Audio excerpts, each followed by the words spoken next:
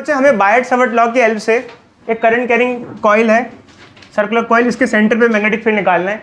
तो जैसे कि आपको पता होगा बायट सावर्ट लॉ जब हम अप्लाई करते हैं तो हमें कोई ना कोई करंट एलिमेंट मानना पड़ता है।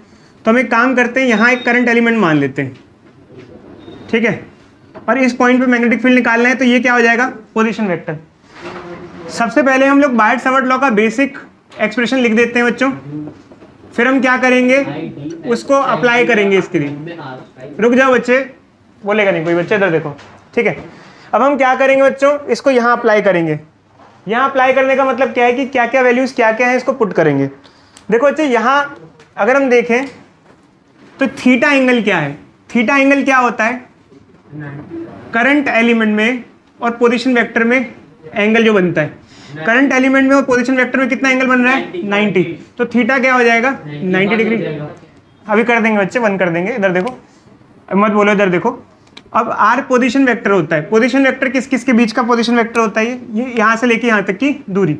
फिलहाल इस स्मॉल आर को हम लोग क्या लिख सकते हैं, कैपिटल आर। क्यों, कैपिटल आर क्या हो गया, ये दूरी है ना, ये क्या हो गया, रेडियस ऑफ कॉइल। क्या हो गया, रेडियस ऑफ कॉइल। ये रेडियस ऑफ कॉइल के बराबर हो गया ना यहाँ से यहाँ तक। अगर हम ये वैल्यू पुट कर दें तो स्मॉल मैग्नेटिक फील्ड क्या होगी, क्योंकि मैंने आपको सबसे पहले बताया जब भी हम बायट सावर्ट लॉ लगाते हैं तो सबसे पहले पूरे कंप्लीट का नहीं लेते, छोटे एलिमेंट की वजह से मैग्नेटिक फील्ड ले लेते हैं, फिर बाद में उसको इंटीग्रेट कर देते हैं। तो आइडियल की जगह आइडियल हो गया, साइन 90 क्या हो गया, 1 हो गया। आर की जगह क्या आ गया, कैपिटल आर स्क्वायर। अब ये स्मॉल एलिमेंट की वजह से मैग्नेटिक फील्ड था। अगर कंप्लीट की वजह से निकालना है तो क्या कर देंगे, बोथ साइड क्या कर देंगे, इंटीग्रेट कर देंगे। अगर पूरे, इधर देखो बच्चे, बाहर बात मत करो बच्चों, अगर कंप्लीट का इंटीग्रेशन करेंगे तो dB का इंटीग्रेशन क्या हो जाएगा, b हो जाएगा। जितने भी कांस्टेंट्स हैं वो इंटीग्रेशन से बाहर आ जाएंगे, म्यू नॉट और 4 पाई बाहर आ जाएगा। Current through out wire constant है, करंट भी बाहर आ जाएगा। आर स्क्वायर भी कांस्टेंट है, वो भी बाहर आ जाएगा। जब कभी इंटीग्रेशन करते हैं जो भी चीज़ें कांस्टेंट होती है वो बाहर आ जाती हैं। डीएल का इंटीग्रेशन करेंगे, डीएल का इंटीग्रेशन करेंगे मतलब छोटे छोटे जितने भी लेंथ एलिमेंट है उनको इंटीग्रेट करेंगे। जब सारे छोटे छोटे लेंथ एलिमेंट इंटीग्रेट करेंगे तो पूरी पैरामीटर मिल जाएगा हमें। क्या मिल जाएगा, पूरा पैरामीटर। तो जब हम इसको इंटीग्रेट करेंगे तो पूरा कंप्लीट पैरामीटर हमको मिल जाएगा, जो कि क्या हो जाएगा, 2 पाई आर। पाई से पाई कट जाएगा, 2 कट जाएगा, ये आ जाएगा mu naught I by 2 R. तो एक सर्कुलर कॉइल की वजह से सेंटर पे जो मैग्नेटिक फील्ड की वैल्यू होती है वो होती है mu naught I by 2 R. बोलो बच्चे, हम लोगों ने बायट सावर्ट लॉ पढ़ना चालू किया था और हमने एक सर्कुलर कॉइल के सेंटर पे मैग्नेटिक फील्ड निकालना सीखा।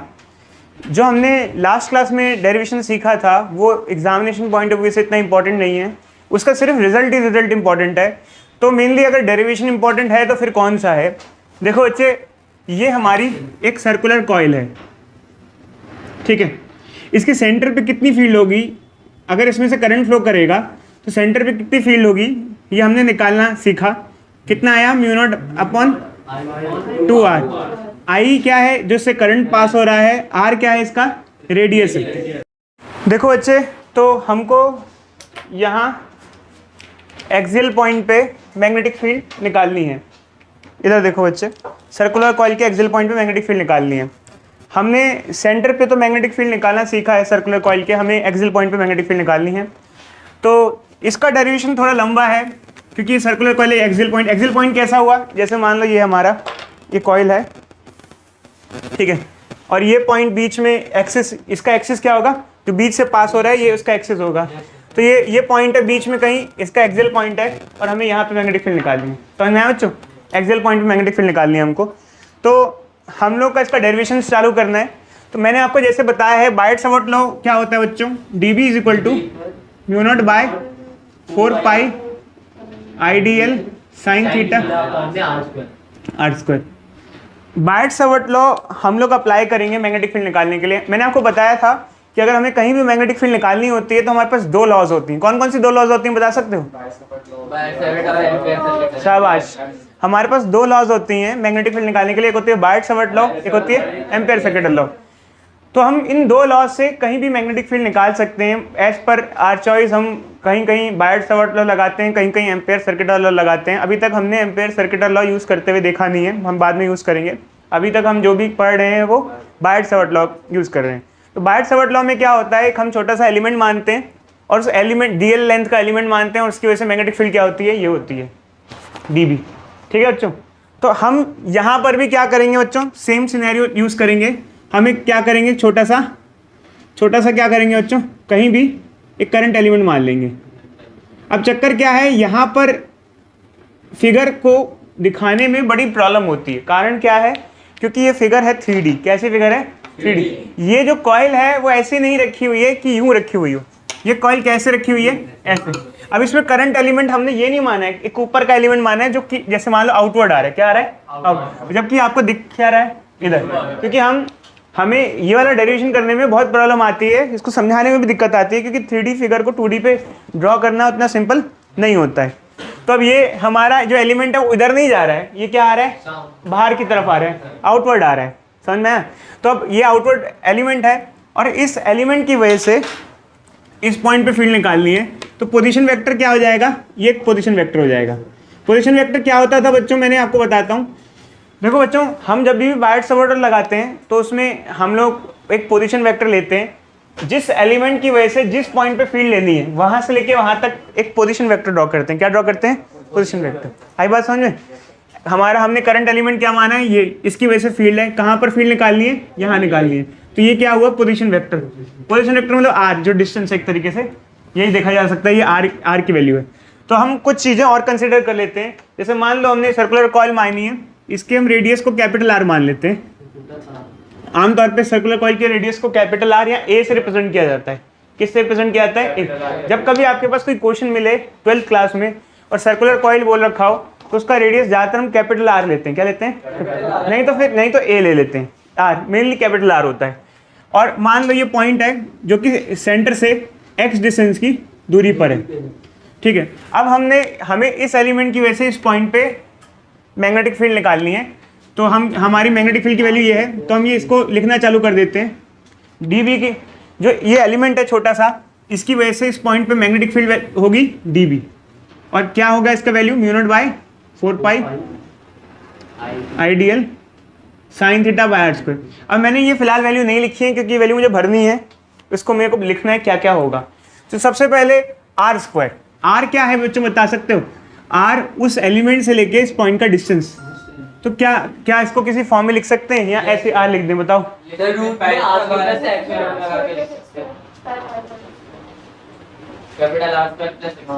देखो बच्चों, वैसे तो चाहे तो आप इसको आर स्क्वायर लिख सकते हो, बट अगर आप इसको कैपिटल आर और एक्स की फॉर्म में लिखो ये, तो ये हमारा अगर हम देखें तो ये राइट एंगल ट्राइंगल है। कैसा ट्राइंगल है, राइट एंगल ट्राइंगल में पाइथागोरस थ्योरम लगा सकते हैं। पाइथागोरस थ्योरम लगाओगे तो ये वाली साइड क्या हो जाएगी, under root R square plus X square. कोई डाउट बच्चे किसी को, नहीं ना।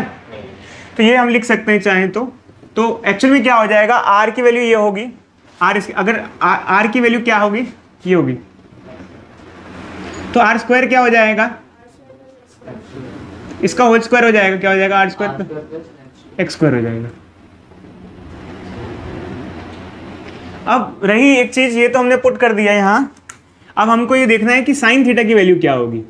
साइन थीटा की वैल्यू बेसिकली क्या होती है, हमने आपको बताया था, current element and position vector के बीच का एंगल होती है। तो यहाँ फिगर से फिलहाल आपको समझ में नहीं आएगा, मैंने फिर से आपको बताया, क्योंकि 3D और 2D का कहानी है। ये हमारी जो है रिंग है, मतलब कॉइल है, और करंट एलिमेंट किधर आ रहा है, आउटवर्ड लिया हमने। क्या लिया है, आउटवर्ड, ये आउटवर्ड है, और ये पोजीशन वेक्टर इधर है। कितना एंगल बन रहा है बता सकते हो चिन्ह में, अगर इसको घुमा के देखिए तो क्या आ रहा है, 90। फिर से यही प्रॉब्लम आती है बच्चों, एक्चुअली क्या होता है, क्योंकि ऐसा है, देख रहे हो ये। अब इसको ना यहाँ से देखोगे तो समझ में नहीं आएगा, बट चेक घुमा के चेक करोगे तो पता चलेगा, क्योंकि वही सारा कहानी क्या आ जाती है, 2D और 3D की कहानी आ जाती है। तो अगर आप यहाँ देखो तो साइन जो एंगल बन रहा है वो साइन 90 बन रहा है, साइन 90 क्या हो जाएगा, 1 हो जाएगा। तो इस तरीके से एक छोटे से एलिमेंट की वजह से मैग्नेटिक फील्ड की वैल्यू हमको मिल गई है।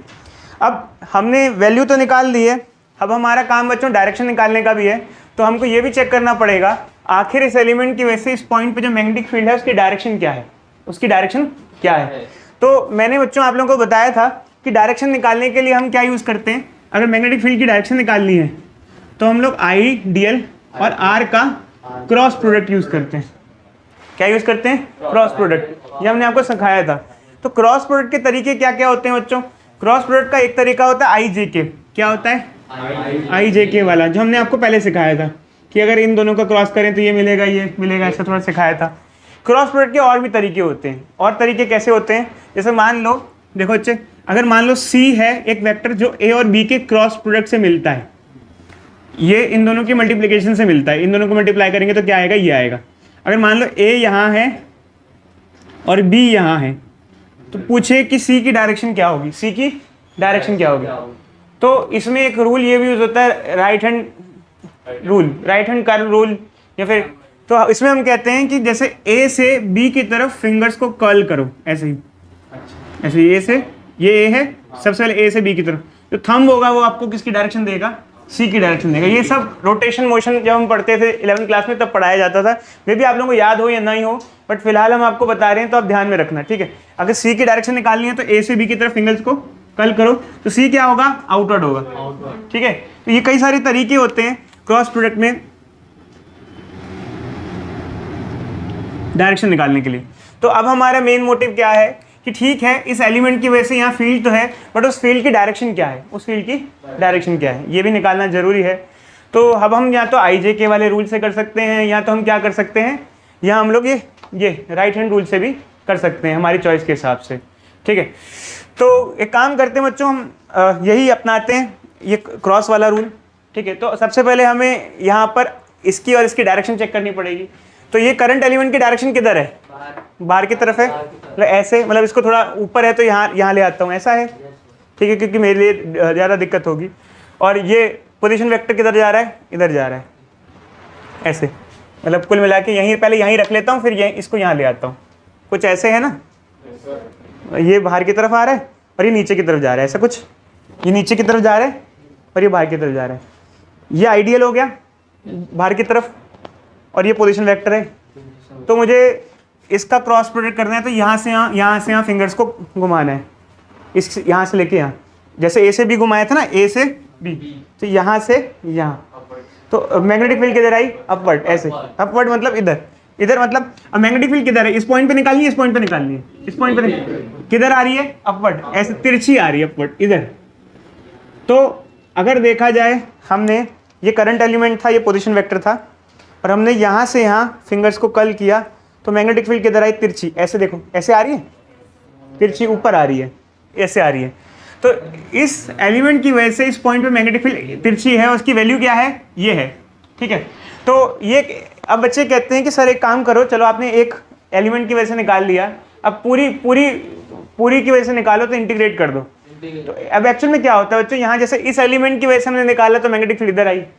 अच्छा, मान लो एक और एलिमेंट ले लें जो ठीक इसके वर्टिकली अपोजिट है, वर्टिकली अपोजिट मतलब ठीक नीचे वाला एलिमेंट है। देखो, जैसे मान लो ये हमारी कॉइल है, ये कॉइल है, तो कॉइल में हर एलिमेंट का अपोजिट एलिमेंट एग्जिस्ट करता है।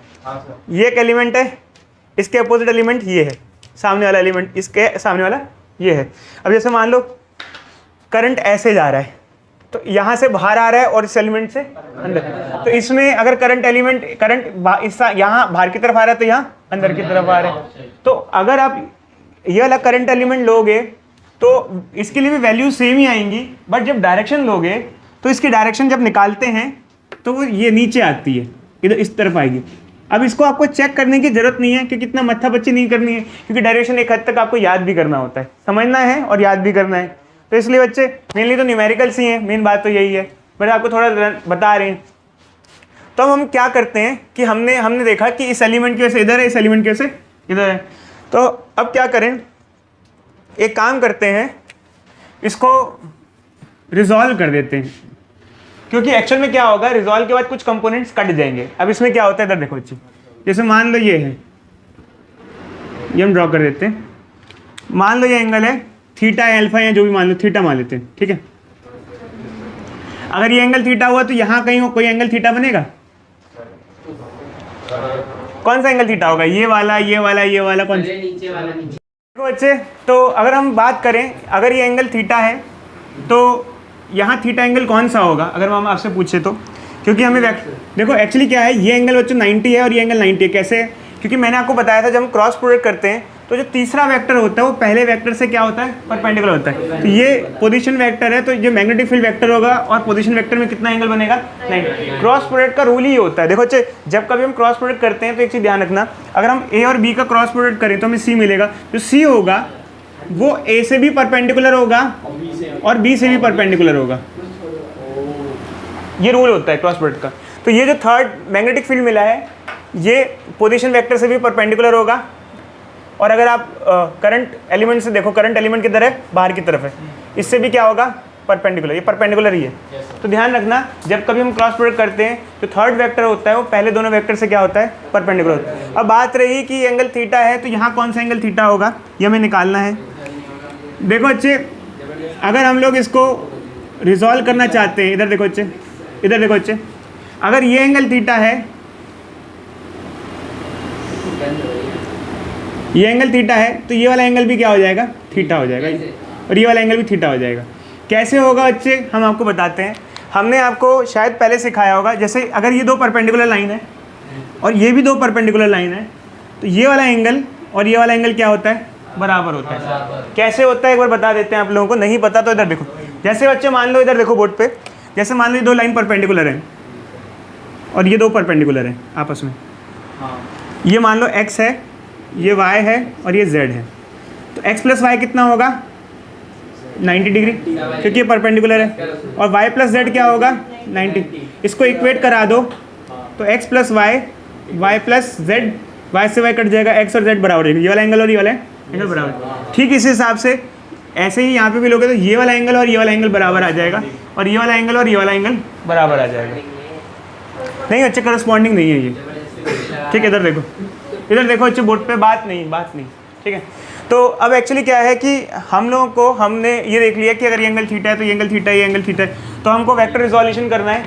तो वेक्टर रिजोल्यूशन में क्या होता है, मैंने आपको बताया कि जब आप लोग 11th क्लास में थे तो आपने सीखा था कि जैसे कोई वेक्टर है, कोई फोर्स है, अगर वो इंक्लाइन लग रहा है तो इसका मतलब वो फोर्स तिरछा लग रहा है, तो उसका कुछ हिस्सा आगे की तरफ बढ़ा रहा है और कुछ हिस्सा किधर लग रहा है, ऊपर लग रहा है। तो हमें ये निकालना है कि उसका कितना हिस्सा ऊपर लग रहा है और कितना हिस्सा आगे लग रहा है। तो उस वेक्टर को रिजॉल्व कर दो, हिस्से में तोड़ दो। जो थीटा के साथ वाला होता है वो कॉस थीटा हो जाता है और दूसरा वाला क्या होता है, साइन थीटा। जब वेक्टर रिजॉल्व करते हैं तो खुद वेक्टर की सिग्निफिकेंस खत्म हो जाती है और उसके कंपोनेंट्स बढ़ जाते हैं। तो भाई इतना हिस्सा आगे लग रहा है और इतना हिस्सा ऊपर लग रहा है। तो ऐसे ही मान लो ये वेक्टर है dB, अगर हम इसको रिजॉल्व करें कि भाई मैग्नेटिक फील्ड तिरछी लग रही है, तिरछी मतलब कुछ आगे लग रही है और कुछ ऊपर लग रही है, तो कितनी आगे लग रही है और कितनी ऊपर लग रही है, आगे sin थीटा। देखो बच्चे थोड़ा इसको सेपरेट ही दिखा देते हैं क्योंकि यहाँ बहुत कॉम्प्लिकेटेड कंजेस्टेड हो जाएगा। देखो ये थीटा है, ये dB है, थीटा के साथ वाला क्या हो जाएगा, कॉस, dB कॉस थीटा ये हो जाएगा, और दूसरा वाला क्या हो जाएगा, ऐसे ही नीचे वाले के साथ भी होगा। ये dB लग रहा है और ये एंगल थीटा है, तो ये हो जाएगा dB कॉस थीटा और ये हो जाएगा dB। तो यहाँ से जब एक रिज़ल्ट देखने को मिलेगा तो एक रिज़ल्ट ये आता है बच्चों, इधर देखो कि कॉस थीटा और कॉस थीटा क्या हो जाएगा, कैंसिल हो जाएगा, और साइन थीटा ऐड हो जाएगा। तो कभी कभार बच्चे यहाँ कह देते हैं कि सर dB साइन थीटा और dB साइन थीटा दोनों मिला के 2 dB साइन थीटा हो जाएगा। ऐसा नहीं है। क्यों 2 dB साइन थीटा क्यों नहीं होगा, एक्चुअली कारण क्या है, हमने यहाँ सिर्फ 2 एलिमेंट लिए हैं। क्या लिए, 2 एलिमेंट। क्या सिर्फ एक रिंग में 2 ही एलिमेंट होते हैं, इनफाइनाइट बहुत सारे एलिमेंट्स होते हैं। बस ये बात अलग है, एक रिंग में हर एलिमेंट के अपोजिट कोई ना कोई एलिमेंट जरूर होता है। जैसे ये एलिमेंट है तो इसके अपोजिट ये एलिमेंट है, तो इसके अपोजिट ये एलिमेंट है, ये एलिमेंट है तो इसके अपोजिट। तो जितने भी एलिमेंट्स हैं उनके अपोजिट कोई ना कोई एलिमेंट होगा। उससे क्या होगा कि जितने भी कॉस कंपोनेंट है वो सारे के सारे क्या हो जाएंगे, कैंसिल हो जाएंगे। रहेगा तो क्या रहेगा, साइन कंपोनेंट। क्या रहेगा, साइन। और अगर हमको नेट मैग्नेटिक फील्ड निकालनी है तो इसका मतलब क्या है कि हमें सारे के सारे साइन कंपोनेंट को, अगर हमको नेट मैग्नेटिक फील्ड निकालनी है तो हमें क्या करना पड़ेगा, सारे के सारे साइन कंपोनेंट को मिलाकर क्या करना पड़ेगा, इंटीग्रेट करना पड़ेगा। समझ मेरे बच्चों, कॉस कंपोनेंट सारे के सारे क्या हो जाएंगे, कैंसिल, क्योंकि हर एलिमेंट अपने सामने वाले एलिमेंट का कॉस कंपोनेंट क्या कर देगा, कैंसिल कर देगा। कॉस से कॉस कैंसिल हो जाएगा, सिर्फ बच्चे का क्या साइन। तो सारे कॉस कैंसिल हो जाएंगे तो सिर्फ साइन बचेंगे, तो सभी साइन कंपोनेंट को क्या कर देंगे हम लोग, इंटीग्रेट कर देंगे और इसको सॉल्व करेंगे। तो अब ये बताओ, हमारा मेन मुद्दा यहाँ से चालू होता है, हमको ये निकालना है। तो हमारे पास इसमें से क्या क्या चीज़ें पहले से मौजूद हैं और क्या क्या चीज़ें नहीं है हमारे पास। डीवी हमारे पास डी बी है हमारे पास, इसकी वैल्यू है। हमको क्या चाहिए, साइन थीटा। अच्छा बता सकते हैं इस ट्राइंगल से साइन थीटा निकाल सकते हैं हम लोग। साइन थीटा का फॉर्मूला क्या होता है, परपेंडिकुलर बाय परपेंडिकुलर कितने। देखो अच्छा ये एंगल है, ये ट्राइंगल है, एंगल के सामने वाला क्या होता है, परपेंडिकुलर। एंगल के साथ वाला क्या होता है, बेस होता है। सामने वाला परपेंडिकुलर है तो परपेंडिकुलर क्या हो जाएगा, आर, और हाइपोटेन्यूज कितना हो जाएगा, ये। कोई डाउट। तो अब हमारे पास दोनों ही चीजें हैं, तो हम क्या कर सकते हैं, पुट कर सकते हैं इसको। कर दें पुट। डीबी की वैल्यू है म्यू नॉट 4 पाई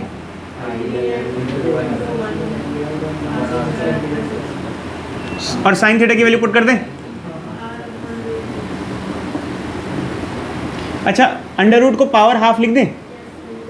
इसको ऐसे लिख सकते हैं, कोई चीज अगर अंडर रूट में हो तो उसको हाफ पावर हाफ, होल की पावर हाफ लिख सकते हैं। पता है ना बच्चों, आप लोगों को नहीं पता, ठीक है। तो अब क्या करना है बच्चों, इंटीग्रेशन करना है। जब कभी हम इंटीग्रेशन करते हैं, इधर देखो भाई, तो जो भी चीज़ें कांस्टेंट होती हैं वो सारी की सारी कहाँ आ जाती है, बाहर। तो यहाँ क्या क्या चीज़ें बाहर निकाल सकते हैं, बताओ बच्चे।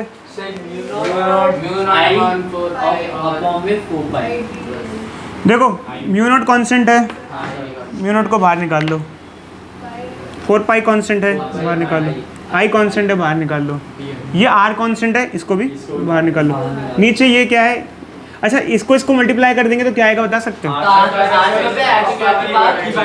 देखो बच्चे एक्चुअली क्या है कि इसकी होल की पावर क्या है, 1 है, और इसकी होल की पावर क्या है, हाफ। जब मल्टीप्लाई करते हैं तो पावर क्या हो जाती है, ऐड हो जाती है। तो जैसे इसको मल्टीप्लाई करेंगे R square plus X square, तो 1 प्लस हाफ क्या होता है, 1 प्लस आधा 1.5 हो जाता है, 3/2 हो जाता है। तो इंटीग्रेशन से हमने मोस्टली सारी चीज़ें बाहर निकाल ली, सिर्फ इंटीग्रेशन में क्या रह गया, डीएल रह गया, डीएल रह गया। तो डीएल मतलब कि क्या है, ये जो कॉइल है इसके छोटे छोटे लेंथ एलिमेंट है, सभी को हमको क्या करना है, इंटीग्रेशन करना है। तो मैंने बच्चों ऐसे आपको बताया हुआ है कि जैसे अगर ये सारे छोटे छोटे लेंथ एलिमेंट को इंटीग्रेट करोगे तो आपको पूरा पेरीमीटर मिल जाएगा। क्या मिल जाएगा, कॉइल का पेरीमीटर कितना होता है, 2 पाई। इसका पूरे का इंटीग्रेशन करोगे तो क्या आएगा, 2 पाई। वो बात अलग है, कई बच्चों कहते हैं मैथमेटिकली सर आप लिमिट्स दे दो। क्या आप लोगों ने इंटीग्रेशन पढ़ा है, नहीं पढ़ा है। चलो कोई नहीं पढ़ा तो फिलहाल फिजिक्स के पॉइंट ऑफ व्यू से ये तो समझ, पहले ये बताओ फिजिक्स के हिसाब से समझ में आया कि सारे छोटे छोटे लेंथ एलिमेंट अगर ऐड कर देंगे तो सरकमफेरेंस आ जाएगा। इंटीग्रेशन का मतलब यही तो होता है, एडिशन। तो अगर सबको छोटे छोटे एलिमेंट को ऐड कर देंगे तो पूरा सारे छोटे छोटे लेंथ एलिमेंट को मिला देंगे। इंटीग्रेट करने का मतलब क्या होता है, मिला देंगे तो सब पूरा मिला के पूरी लेंथ आ जाएगी, और ये पूरी लेंथ कितनी होती है, 2 पाई आर। अब हम क्या करेंगे बच्चों, इनकी वैल्यू पुट करना चालू कर, वैल्यूज पुट कर देंगे सबकी। तो म्यू नॉट आई 2 पाई आ रहा है ना, ये पाई से पाई काट दो, 2 से 2 काट दो, क्या आ जाएगा, म्यू नॉट आई की जगह के आर, और ये आर क्या हो जाएगा, आर स्क्वायर। नीचे क्या आ जाएगा, 2, ये क्या आ जाएगा, R square plus X square की पावर 3/। तो ये net magnetic field axial point पे इसका एक्सप्रेशन है, ठीक है।